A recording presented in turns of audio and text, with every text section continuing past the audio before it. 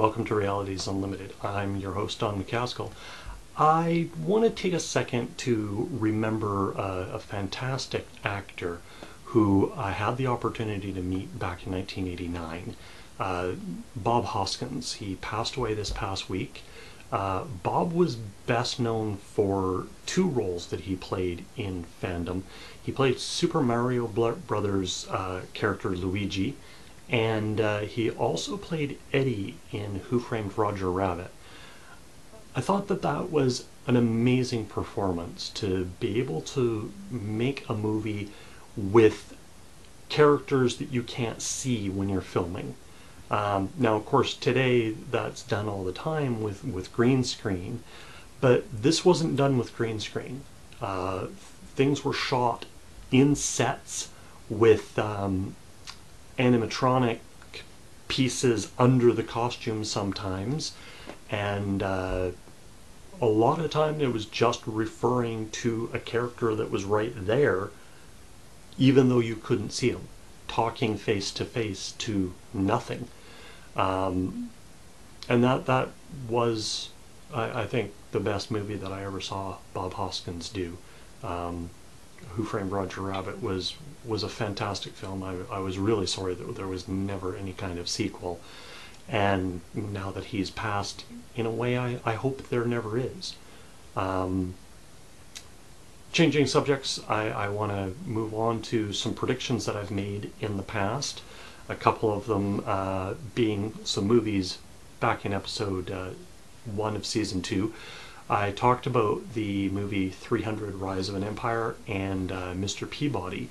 Both of them were opening that weekend, and I predicted that 300 Rise of an Empire was going to do about $35–40 million. It ended up doing 45 for its opening weekend, and Peabody did 32 where I had predicted 25 million. So the fact that both of them managed to do more is a good thing. Not for my prediction ability, but for the fact that the movies did so much better than was expected, means that more of those kinds of movies will get made, and we'll see more movies that fandom wants to see. Along that same line, at the beginning of the year, which was also the last episode of season 1, I did a top 14 movies for 2014. One of the movies that I predicted would be on that list, and I think it still will be, even more so, in the number 14 position, I predicted the Lego Movie. Now, it was in a weird place being released in February. There was really no other movies to compete with, and there was also no reason to drive people to the box office. There was no holiday, there was no big event going on, so why go see them other than there's no other movies to see? Maybe that was the good strategy, because I predicted $150 million for that movie. It was above what most other predictors were saying. The movie ended up doing $253 million. That's a fantastic haul for a never tested format of movie, the stop motion Lego, and I think we're going to see a lot more of those movies. I know there is a sequel already green lit. I think they plan to do a lot more Lego films. Also, the movie that I predicted to be number 3 in the box office has actually just come out. That was the Spider-Man, or Amazing Spider-Man 2. I said that it's going to do about $250 million in the box office. Now, that's for its entire run. It just came out this past weekend. It did $91 million. So it's got a chance. It seems it would have done a little closer to that 250, I think, if it had crossed the 100 million in its opening weekend. But 91 million for an opening weekend is a very decent weekend. There's nothing coming out this coming weekend to interfere with it, so it's going to probably probably do 50, 55 million this weekend. 60 would be fantastic. Another movie that came out a few weeks ago, Captain America the Winter Soldier, I had predicted 220 to 250 for that movie. So far, it's done 237 million, and it's still playing in lots of theaters. So it could get into that 250 area. It's sitting right in the range that I said it would, so that's pretty good. Other things that have happened recently is that we have had Star Wars Day. May the 4th be with you. And we really thought that we were going to see a lot of huge announcements coming out of Disney and Lucasfilms in regards to the new movie. Instead, they jumped the gun and on Thursday released this photo, which, I mean, great picture of the cast sitting around with J.J. Abrams and doing the first script reading, which means they're getting close to actually shooting the film. Apparently, principal photography, meaning shooting with the cast, actually starts on May the 14th, and there are still cast members to be announced. We understand that there is a major female role still to be cast, and that J.J. Abrams is trying to get Lupita Nyong'o, I hope I'm pronouncing that right, the star of 12 Years a Slave, who won an Oscar for her performance. If he can't get her before they start filming and need her, I guess they're probably going to get somebody else, and they'll make that announcement shortly. But Daisy Ridley, who is the only female out of the cast members that were announced on Thursday, because of where she sits in this photo, and I'm going to bring it big again, it's believed that, or suggested, that she is playing the role of Han and Leia's daughter, who is a principal character in this new whole trilogy.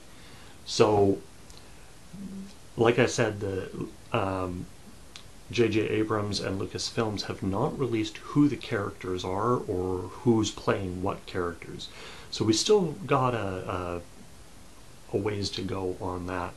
There is, though, mention by a good source that the working title, not the actual title, not the title that'll be on the film, but the working title for this Star Wars Episode 7 is The Ancient Fear. There are some suggestions that may refer to the main protagonist in the story. Whether or not that's a Sith or some other ancient fear, we're not really sure.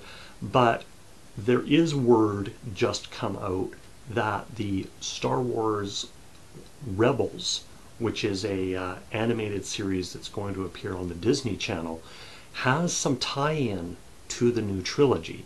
Even though the Star Wars Rebels sits between the prequel trilogy and the original trilogy, apparently elements in this and characters in this are going to play into the new trilogy.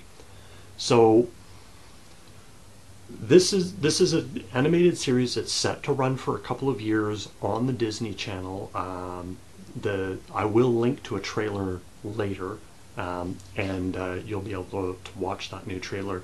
That was really the only thing that did come out of Star Wars Day. I want to talk about the poster that I have behind me. Short Piece is a series of animated films. It's actually 4 animated films from the creator of Akira.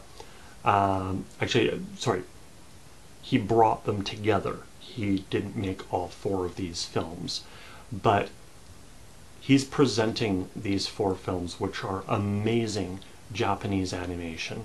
If you love anime or if you like animated movies, this is something you're really going to want to see. It's only on for 2 days at select theaters across Canada.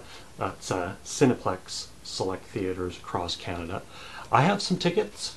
I'm going to be giving them away. And what you have to do is you have to check out both my blogspot and my Facebook page. All you have to do is read the rules on the sites and enter to win. You also need to live in Victoria, and you need to be able to make it to the downtown area on May the 10th. That's when the ticket pickup is going to be. The tickets are good for both May the 14th and May the 17th. And I'm also going to mention that 11 Arts, who sent me the tickets, is also presenting Tiger and Bunny, the movie.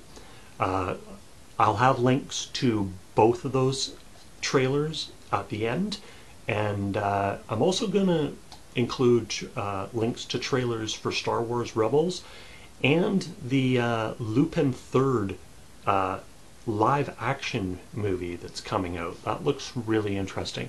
I sort of remember watching Lupin way back in the 80s. It's an older Japanese animated series. Great fun, fantastic characters. The other thing I'm going to link to is the X-Men Days of Future Past teaser that was attached to the end of Amazing Spider-Man 2. So that's everything I have this week. Keep watching, subscribe down below, and share on Facebook.